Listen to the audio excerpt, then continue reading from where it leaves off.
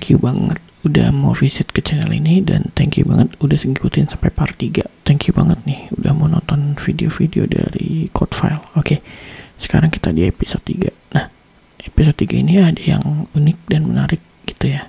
Tapi kalian syaratnya adalah nonton sampai habis gitu ya. Kalau kalian nggak nonton sampai habis ya nggak tahu deh, nanti keseruannya hilang gitu ya. The magic is gone gitu ya. Oke, kita langsung aja buka terminal kesayangan kita gitu ya. Ini salah satu, ini saya udah buatin directory gitu namanya males 3 gitu, karena kita episode 3 jadi kita males 3 namanya.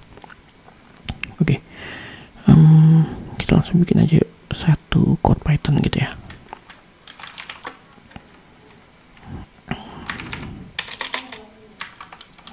Oke, aku mau nunjukin kalian array.py. Nah, karena kita akan ngebahas tentang array data structure gitu ya, kita langsung bikin aja deh array.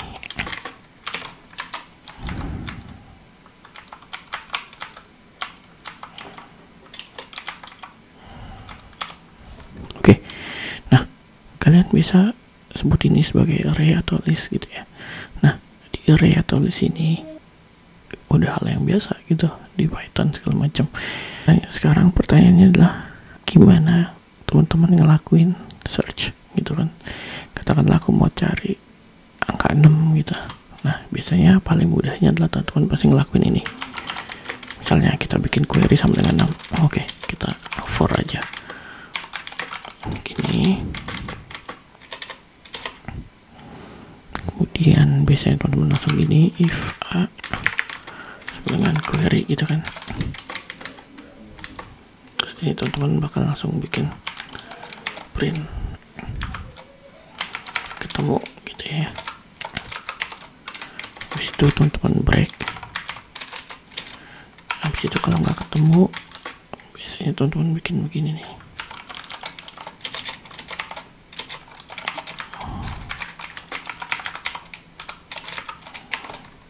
Oke, coba jalanin ya Python array.py. Oh sorry. Nah kelihatan ya bahwa di sini ketemu. Oke, aku kasih tahu, kalau tonton ngelakuin cara begini sebenarnya oke aja sih. Mungkin kalau datanya kecil nggak bakal kelihatan, tapi kalau misalnya datanya udah mulai gede, ini bakal kelihatan jadi masalah gitu ya. Nah, ini di sini ada sekitar 1, 2, 3, 4, 5, 6, 7, 8, ada 8 data ya. Kelihatannya nggak akan jadi masalah gitu karena cuma 8 data. Gimana kalau misalnya datanya ada 1 juta? Kebayang nggak? Katakanlah terburuknya misalnya data kita tuh ada di ujung array gitu, ada di indeks paling akhir gitu. Si Python ini akan ngeloop selama 1 juta kali gitu ya.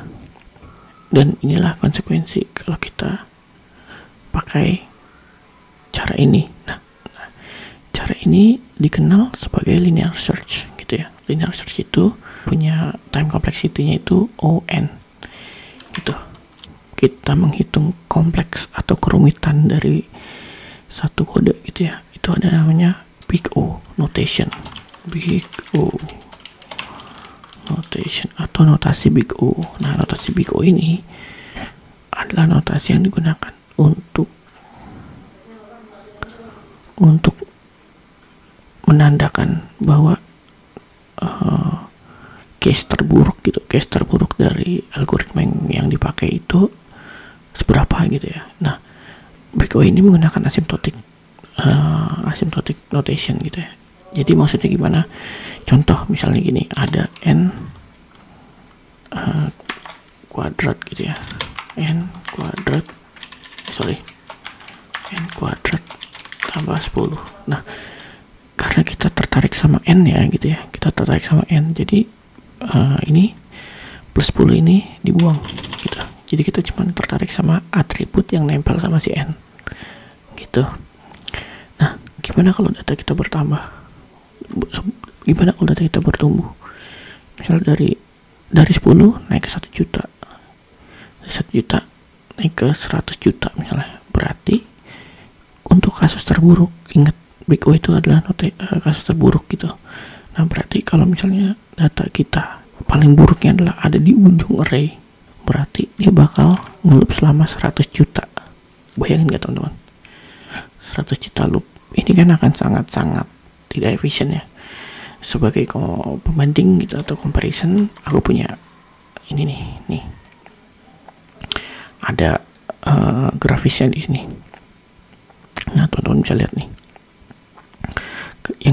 yang kita pakai tadi nih linear time gitu. Nah kesini tuh waktu ya, sini n nih, ini n, di sini adalah katakanlah waktu gitu ya. Nah jadi semakin gede n-nya, semakin n-nya bertumbuh, maka waktu yang dibutuhkan juga bertumbuh gitu. Katakanlah misalnya 1 detik untuk 1000 data. Nah berarti kalau misalnya data kita naik gitu ya, jadi naik jadi 100.000 misalnya gitu ya. Tadi kan 1000 untuk 1 detik. Kalau misalnya 100.000 berarti 100 detik tuh gitu kan. Nah 100 detik ini kan cukup lama ya. Gimana kalau data kita misalnya udah jumlahnya tuh udah bukan lagi ratusan ribu, tapi misalnya udah ratusan juta. Nah ini nggak mungkin kan sampai berjam-jam apa bermenit-menit gitu. Nah makanya kita butuh algoritma yang lebih baik daripada ini gitu. Nih mana yang lebih baik ya ini, log n gitu. Jadi kalau datanya bertumbuh nih, input n-nya bertumbuh, dia tidak langsung begitu naik ke atas, tapi dia kesini melandai, tetap landai. Makanya kita butuh pakai cara ini, logaritmik. Jadi kalau misalnya n-nya bertumbuh, dia juga nggak naik ke atas begini, tapi dia kesini landai gitu. Nah gimana caranya supaya tetap landai? Oke, aku akan ngalahin sama kalian, namanya ini nih, tree gitu. Nah jadi di dalam pembahasan kita kali ini akan berhubungan sama pohon. Tapi pohonnya gimana gitu. Nah bayangin aja misalnya pohonnya dibalik gitu, bentuknya bakal begini, bentuknya bakal begini gitu. Nah jadi inilah yang dinamakan dengan tree dalam ilmu komputasi maksudnya. Nah jadi data kita yang tadinya tidak tersusun gitu kan ya, itu disusun sedemikian rupa nih, jadi bentuknya kayak tree, kayak pohon gitu. Nah inilah yang dinamakan dengan data structure. Gunanya buat apa? Oke, gini, tree ini punya karakteristik, kalau misalnya data yang kita cari itu kurang dari ini namanya root ya, akarnya gitu ya. Kalau misalnya data yang kita cari itu kurang dari akarnya, maka dia ke kiri. Tapi kalau dia lebih besar dari akarnya, maka dia ke kanan. Begitu seterusnya. Kita jadi contoh ya. Contoh misalnya kita mau cari data si 14 gitu. Maka kita lihat dulu dari sini. Ini namanya traversal gitu, atau penelusuran gitu ya. Nah, jadi kalau misalnya kita mau cari data 14 gitu, angka 14. Nah, dilihat nih apakah 14 itu lebih besar apa kurang dari 8. Oh lebih besar dari 8, maka dia ke kanan gitu. Lebih besar dari 10 kan, 14, oke dia ke kanan, dan akhirnya ketemu kayak gitu. Oke, clear. Oke, sekarang kita cobain aja, cobain ya. Di sini aku sebenarnya udah siapin code sih, code namanya BST gitu. Nah kita lihat ya di sini, sengaja udah aku kopasin. Ini sebenarnya codingan dari internet, kalian bisa cari di mana aja gitu, cuman buat biar lebih jelas aku jelasin sedikit ya. Nah, lihat di sini tuh, dia untuk insertionnya atau pembentukan tree-nya seperti yang aku bilang tadi gitu. Jadi kalau misalnya dia datanya itu ada lebih besar dari rootnya gitu ya. Jadi kalau misalnya rootnya belum ada, maka ini dia balikin not key gitu. Maksudnya ya udah langsung nggak usah ditarik kiri kanan gitu, datanya kan belum ada gitu, jadi root ya, jadi root kayak gitu nih. Nah tapi kalau misalnya datanya itu yang dimasukin lebih besar dari root, maka dia akan masuk ke sebelah kanan gitu nih 50. Tapi kalau dia yang masukkan lebih kurang dari root, maka dia akan masuk ke sebelah kiri. Contohnya nih 50 misalnya, data pertama masuk 50. Nah data kedua 30 itu kan kurang dari 50 ya, maka akan masuk ke sini. Nah begitu juga 20 kurang dari berapa, 50 kurang dari 30. Nah makanya dimasuk sebelah kiri gitu, dan seterusnya ya gitu. Nah kalau dia mau cari gimana, sama gitu kayak tadi. Kalau dia mau cari gimana nih tuh, dia kalau mau dicari dia cari begini. Kalau dia besar dari rootnya maka dia ke kanan, kalau dia kurang dari rootnya maka dia ke kiri, seperti itu. Oke, kalau teman-teman sudah paham sampai sini, selamat, teman-teman udah belajar yang namanya data structure perlahan. Belum semuanya sih, ini masih kulit data structure, tapi kalau teman-teman udah paham konsep ini, setidaknya teman-teman sudah mulai belajar yang namanya data structure gitu. Data structure apa sih? Data structure itu adalah gimana caranya kita menstrukturkan data yang kita punya gitu, baik data yang merupakan inputan user atau data yang kita baca dari disk gitu ya. Nah sehingga dengan cara ini kita bisa comply atau kita bisa ikutin aturan log n, sehingga kalau data kita bertambah, itu tumbuhan waktu algoritmanya juga tetap landai gitu. Kemudian ada satu masalah, pernah nggak teman-teman ngebayangin kalau misalnya data yang kita masukin ternyata misalnya pertama 4 gitu ya, kemudian masukin lagi datanya 7, berarti kan dia ke kanan ya, masukin lagi 16 dia ke kanan terus, 20, 37, 38, 43 bentuknya jadi kayak gini. Nah ini yang dinamakan dengan ketidakseimbangan atau unbalanced binary tree atau unbalanced binary source tree gitu ya. Ini kan nggak balance ya. Nah makanya kali ini aku mau kenalin sama yang namanya B-tree gitu. Nah B-tree itu adalah ini nih, tree data structure yang self balancing, jadi dia bisa melakukan self balance. Coba kita lihat ya. Nah katakanlah kita punya data seperti ini ya, ada 23, 20, 24, sama kan kayak balance tree kayak binary source tree biasa. Nah misalnya aku tambahin 21 nih ya. Nah jadi kalau si B-tree ini dia ada degree-nya nih. Degree itu apa? Maksudnya di satu kotak gitu. Kalau tadi kan kita lihat nih bahwa di sini si binary tree dia cuma bisa punya satu value nih, 12 doang. Kalau si B-tree atau balance self balancing tree dia bisa punya lebih dari satu value gitu. Nah inilah yang dinamakan dengan degree gitu atau derajat. Nah kalau derajatnya ada 3, berarti isi kotaknya ini bisa aja cuma 2 gitu, tapi nanti anak-anaknya ada 3 gitu. Kita coba ya, coba nih misalnya kita masukin 25. Oke kita masukin lagi 26.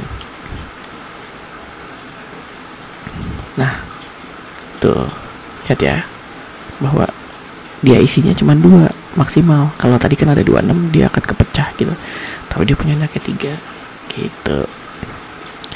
Sampai sini gimana nih, menarik ya. Nah uniknya lagi adalah gini, data structure yang tadi kita pelajarin itu kan adalah gimana caranya data yang ada di disk atau data yang berasal dari inputan user gitu ya, itu bisa kita strukturkan sedemikian rupa sehingga kita bisa kalau misalnya kita mau search itu lebih mudah gitu, ketimbang misalnya datanya itu tidak terstruktur. Misalnya kalau data tidak terstruktur kayak tadi tuh, yang array tadi tuh yang di pertama saya tunjukin, data yang nggak terstruktur, mau nggak mau kalau data nggak terstruktur gimana, nggak terstruktur gimana, mau nggak mau kita harus pakai linear search gitu kan, gitu. Nah makanya supaya kita nggak linear search, kita harus apa, data-data yang ada dalam disk atau data-data yang berasal dari input and user harus kita olah dan harus kita taruh ke dalam tree seperti ini gitu kan misalnya, atau bentuk lain misalnya kayak hash table segala macamnya gitu, harus kita strukturkan gitu, harus kita bikin strukturnya supaya kita nanti mudah untuk apa, kalau misalnya kita mau search gitu dan segala macamnya gitu ya. Nah ngomong-ngomong soal data dalam disk, buat teman-teman pikirin ya, sistem apa yang biasanya pakai disk untuk penyimpanan datanya? Yang paling mudah adalah database. Nah database sendiri itu kan dia menyimpan data di dalam disk, bener ya, data di dalam hard disk kita gitu ya. Nah kayak yang teman-teman tahu, hard disk itu kan ya lebih lambat ya daripada RAM. Nah di dalam database itu supaya cepat biasanya kita lakukan yang namanya indexing gitu. Nah indexing itu gimana? Contoh misalnya kita indexing berdasarkan employee ID gitu ya, misalnya data employee, biasanya kita indexing employee ID-nya gitu. Nah data-data yang dalam database itu kan juga sebenarnya kita kadang main insert aja gitu kan. Nah ketika di insert segala macam itu, data itu sebenarnya jadinya tuh tidak terstruktur gitu di dalam disk itu, makanya kita perlu yang namanya indeks gitu. Nah indeks ini sebenarnya ada berbagai macam, tapi paling gampang itu adalah ketika kalian membuat primary key, itu otomatis kalian membuat indeks juga. Oke, anggap aja gini, katakanlah di sini ada indeks ya, ini indeks nih. Nah jadi katakanlah misalnya data si George Wolfman ini ada di alamat harddisk E00127 gitu. Jadi kalau kalian mau cari si George gitu, nanti si indeks ini akan ngasih tau nih, oke, George itu ada di halaman 0127 gitu. Jadi daripada kalian bisa melakukan linear search gitu ya, maksudnya ngomong ke database nih gitu ya, database, daripada kalian ngelakuin linear search gitu kan, dia satu-satu gitu, dia lihat nih, lihat namanya satu-satu dari Adam, David gitu kan, dari A, wah dia dari Tyler, John, George. Lebih enak pakai indeks gitu, karena ketika pakai indeks, oke, dia langsung lihat aja, kayak indeks tuh kayak daftar isi gitu. Jadi kalian mau nyari apa nih, George gitu, oh George tuh di halaman 0127 gitu, itu namanya indeks di database. Nah terus kaitannya apa dong sama B3 yang tadi udah kita pelajarin? Bayangkan aja, misalnya ini adalah employee ID gitu kan, misalkan aja yang kalian bikin jadi primary itu employee ID gitu ya. Bandingkan ketika kalian misalnya pakai begini, dia kalau misalnya nggak pakai indeks ya linear search, dicari dari atas sampai bawah. Kalau misalnya datanya di Timothy, dicari berarti ini berapa kali ini dia gitu. Nah bandingkan kalau kalian pakai indeks, kalian pakai B3, kamu mau kemana nih sekarang? Oke, saya mau cari employee ID 20 gitu. Dia ngecek dari sini, oke, tanggal 23, oh dia ternyata lebih, data dia kurang dari 023, berarti ke kiri 20, langsung ketemu gitu. Lihat berapa banyak penghematan yang bisa kita lakukan, sehingga penghitungan kita tetap sama dengan si kaidah log n ini gitu. Ini jangan dianggap sepele ya. Kalau misalnya database kita itu udah jumlahnya jutaan, ratusan juta gitu kan, indeks akan sangat membantu gitu. Jadi secara langsung kalian udah belajar yang namanya database indexing. Selamat